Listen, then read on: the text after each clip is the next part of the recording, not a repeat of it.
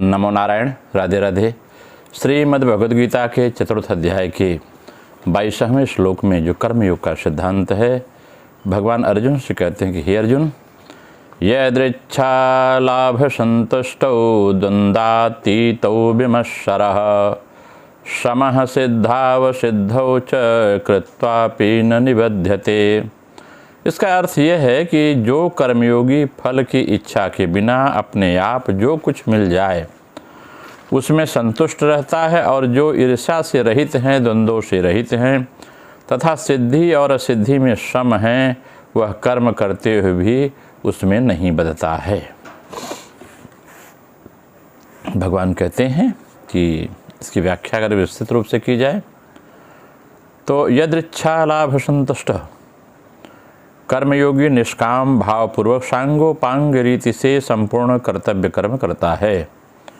फल प्राप्ति का उद्देश्य न रखकर कर्म करने पर फल के रूप में उसे अनुकूलता, प्रतिकूलता, लाभ या हानि इत्यादि जो भी है, मान सम्मान, स्तुति, निंदा आदि जो कुछ मिलता है, उसके अंतःकरण में कोई असंतोष पैदा नहीं होता।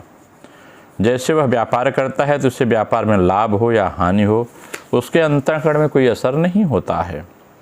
वह हर एक परिस्थिति में समान रूप से संतुष्ट रहता है, क्योंकि उसके मन में फल की इच्छा नहीं होती। इसका अर्थ यह है कि व्यापार में उसे लाभ हानि का ज्ञान तो होता है, पर वह उसके अनुसार यथोचित चेष्टा भी करता है, पर परिणाम में वह सुखी दुखी नहीं होता। यदि साधक के अंतःकरण पर अनुकूलता प्रतिकूलता का थोड़ा सा भी असर पड़ जाए तो भी उसे घबराना नहीं चाहिए, क्योंकि साधक के अंतःकरण में वह प्रभाव स्थायी नहीं रहता, शीघ्र ही मिट जाता है। विमत्सर शब्द का भाव यह है कि कर्मयोगी संपूर्ण प्राणियों के साथ अपनी एकता मानता है।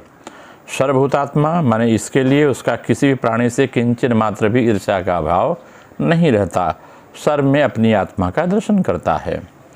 विमत्सरः, अपने में किसी प्राणी के प्रति किंचन मात्र भी ईर्ष्या का भाव न हो जाए, इस विषय में कर्मयोगी बहुत सावधान रहता है। कारण कि कर्मयोगी की संपूर्ण क्रियाएं प्राणी मात्र के हित के लिए होती हैं, अतः यदि उसके किंचन मात्र भी ईर्ष्या का भाव होगा तो उसकी संपूर्ण क्रियाएं दूसरों के हित के लिए नहीं हो सकेंगी। ईर्ष्या दोष बहुत सूक्ष्म है। दो दुकानदार हैं और आपस में मित्रता रखते हैं, उनमें एक की दुकान दूसरे की अपेक्षा ज़्यादा चल जाए तो दूसरे में थोड़ी ईर्ष्या पैदा हो जाएगी, क्योंकि उसकी दुकान ज़्यादा चल गई, मेरी कम चली। इस प्रकार ईर्ष्या दोष के कारण मित्र से भी मित्र की उन्नति नहीं सही जाती।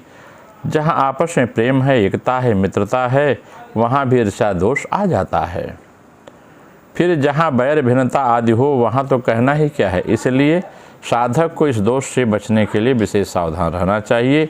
द्वंद्वातीत शब्द का प्रयोग हुआ है। द्वंद्वातीत का मतलब है कर्मयोगी लाभ हानि, मान अपमान, स्तुति निंदा, अनुकूलता प्रतिकूलता, सुख दुख आदि द्वंद्वों से अतीत होता है, मतलब द्वंद्व का प्रभाव नहीं रहता उस पर। इसलिए उसके अंतःकरण में उन द्वंद्वों से होने वाले राग द्वेष, हर्ष शोक आदि विकार नहीं होते। द्वंद्व अनेक प्रकार के होते हैं, जैसे भगवान का सगुण साकार रूप ठीक है, निर्गुण निराकार रूप ठीक है, अद्वैत सिद्धांत ठीक है, द्वैत सिद्धांत ठीक है, भगवान में मन लगा या नहीं लगा, एकांत मिला या नहीं मिला, जो भी परिस्थिति हो, शांति मिली या नहीं मिली, सिद्धि मिली या नहीं मिली, इन सब द्वंद्वों के साथ संबंध न होने से ही साधक निर्द्वंद होता है।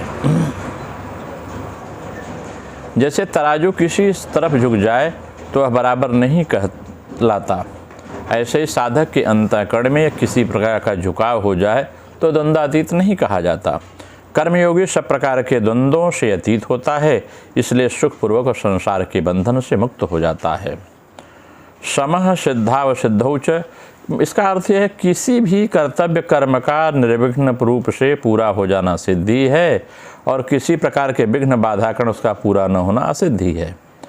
कर्म का फल मिल जाना सिद्धि है और न मिलना असिद्धि है। सिद्धि और सिद्धि में राग द्वेष हर्ष शोक आदि विकारों का न होना ही सिद्धि असिद्धि में सम रहना है।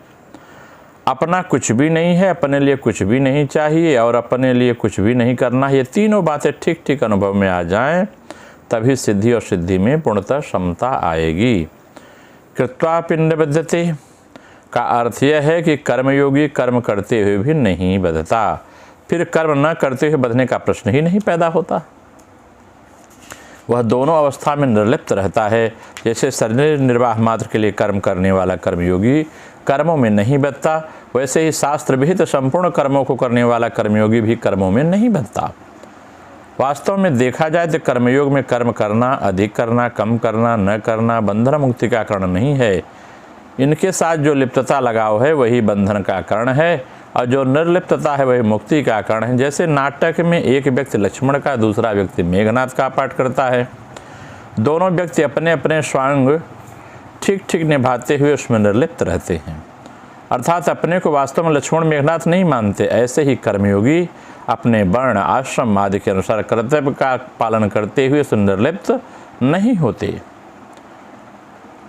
होते, अर्थात उनके मन में कोई संबंध नहीं रहा, आपस में अपना कोई संबंध उस पात्रता में नहीं रहता, प्रतिक्षण परिवर्तनशील प्रकृति के साथ नहीं। इसलिए उनकी स्थिति स्वाभाविक ही समता में रहती है। समता में स्थित रहने से वह कर्म करते हुए उसमें नहीं बधता। यदि विशेष विचार पूर्वक देखा जाए तो समता स्वतः सिद्ध है। वह प्रत्येक मनुष्य का अनुभव है कि अनुकूल परिस्थिति में हम जो करते हैं, प्रतिकूल परिस्थिति आने पर भी हम वही रहते हैं। यदि हम वहीं एक ही न रहते तो दो अलग अलग अनुकूल और प्रतिकूल परिस्थितियों का ज्ञान किसे होता। इससे सिद्ध हुआ कि परिवर्तन परिस्थितियों में होता है, अपने स्वरूप में नहीं। इसलिए परिस्थितियों के बदलने पर भी स्वरूप में हम सम माने ज्यों का त्यों रहते हैं। भूल यह होती है कि हम परिस्थितियों की ओर तो देखते हैं पर अपने स्वरूप की ओर नहीं देखते। अपने सम स्वरूप की ओर न देखने कारण हम जाने अनजाने वाली परिस्थितियों से मिलकर सुखी और दुखी होते हैं। अगर इसका हम क्रिया योग के माध्यम से व्याख्या करें, जो इसकी आध्यात्मिक व्याख्या है, तो यह बात समझ में आती है कि जो योग समाधि में मग्न हैं उनको किसी प्रकार की बाह्य चेष्टा नहीं होती, पर समाधि से उठे हुए योगी की बाह्य चेष्टा होती है। उस समय तो उसका मन बाह्य विषय में लिप्त होता ही है। इसी से कहते हैं कि उपयुक्त अवस्था को प्राप्त योगी अपने निज प्रयोजन के लिए कभी व्याकुल नहीं होते।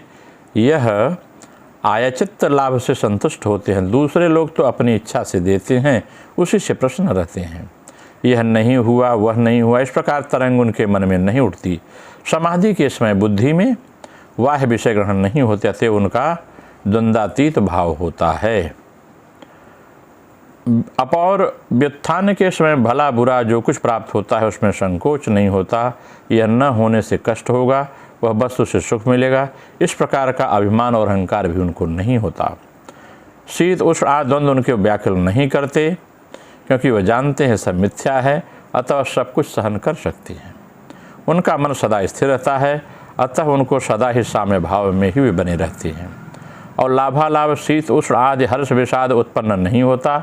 इस प्रकार योगी जो कुछ सामान्य कर्म जीवन यात्रा में के लिए करते हैं उससे कोई विशेष संस्कार उत्पन्न नहीं होता, इसलिए वह बद्ध नहीं होते। नमो नारायण। राधे राधे।